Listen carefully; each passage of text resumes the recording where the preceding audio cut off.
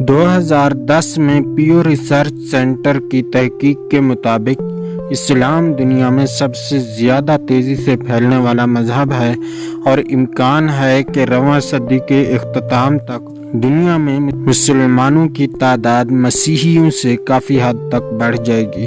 اگر آبادی میں اضافے کی موجودہ شرح برقرار رہی تو 2060 تک دنیا میں مسلمانوں کی تعداد 3 ارب تک جا پہنچے گی، جو کل آبادی کا 31% حصہ۔ دنیا بھر کے مسلمانوں کا 1/5 سے زائد یورپ، شمالی امریکہ اور افریقہ میں آباد ہے۔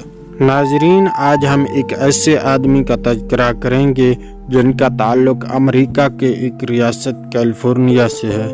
انہوں نے یہودیت چھوڑ کر اسلام مذہب کو اپنا لیا۔ امریکی ریاست کیلیفورنیا سے تعلق رکھنے والے اس استاد کا نام رابرٹ ہے۔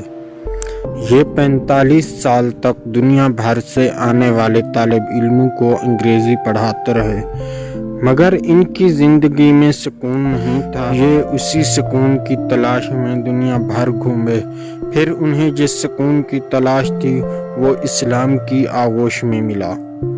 یہ اپنی بیگم سمیت حلقہ بگوش اسلام ہوئے۔ تب سے انہوں نے کیلیفورنیا کے ایک قصبے کو اپنا مسکن بنا کر دعوت و تبلیغ کا کام شروع کر دیا۔ ان کا ذریعہ معاش اب بھیڑ بکریاں ہیں۔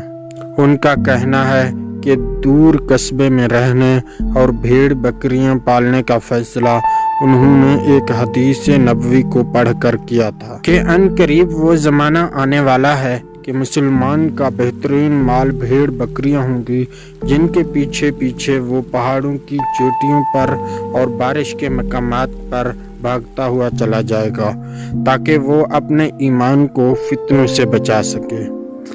رابرٹ کا اسلامی نام عبداللہ ہے۔ ان کے متعلق قصبے میں یہ بات مشہور ہے کہ یہ علاقے کا سب سے زیادہ خوش اخلاق اور خوش گفتار انسان ہے۔